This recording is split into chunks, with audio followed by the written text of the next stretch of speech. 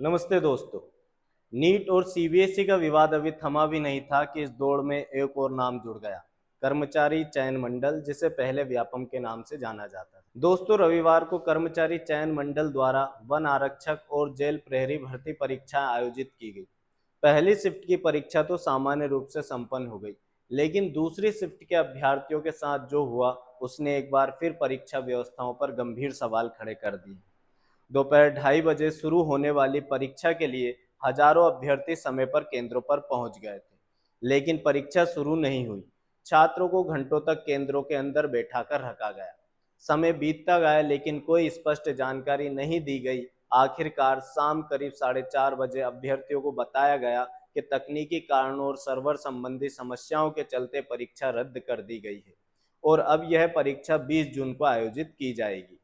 इसके बाद कई केंद्रों पर छात्रों में नाराजगी देखने को मिली। आखिर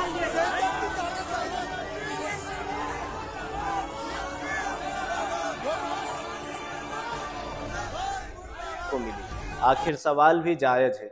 जब इतनी बड़ी भर्ती परीक्षा आयोजित की जाती है, तो क्या तकनीकी व्यवस्थाओं की पहले से पूरी जांच नहीं होनी चाहिए?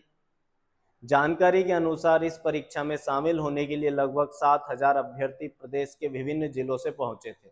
कई उम्मीदवारों ने 800 से 900 किलोमीटर तक की यात्रा तय की थी। कुछ ने होटल बुक किए थे, कुछ ने किराया उधार लेकर सफर तय किया था, तो कुछ पूरी रात ट्रेन और बसों में बिताकर परीक्षा केंद्रों तक पहुंचे थे। अब सोचिए, जिन युवाओं ने महीनों नहीं बल्कि कई कई वर्षों तक तैयारियां की हो, जिनकी उम्मीदें इस परीक्षा से जुड़ी हो, उन्हें केंद्र पर बुलाकर सिर्फ यह बता दिया जाए कि सर्वर डाउन होने के कारण परीक्षा नहीं होगी। क्या यह उनके समय, मेहनत और पैसे का नुकसान नहीं? सरकारी नौकरियों की तैयारी करने वाला युवा पहले ही बेरोजगार, प्रतियोगिता और आर्थिक दबाव से जूझ रहा है। ऐसे में परीक्षा एजेंसियों की एक छोटी सी लापरवाही भी हजारों अभ्यर्थियों पर भारी पड़ सकती है। सबसे बड़ा सवाल यह है कि आखिर बार बार परीक्षाओं में तकनीकी गड़बड़ियां क्यों सामने आ रही है? क्या इन व्यवस्थाओं की पहले से पर्याप्त जांच नहीं होती, और अगर होती है तो फिर ऐसी घटनाएं रुक क्यों नहीं रही? फिलहाल परीक्षा को 20 जून तक के लिए स्थगित कर दिया गया, लेकिन यह मामला केवल एक परीक्षा का नहीं, ये उन हजारों युवाओं की उम्मीदों का सवाल है जो हर भर्ती परीक्षा को अपने भविष्य की एक नई संभावना के रूप में देखते हैं।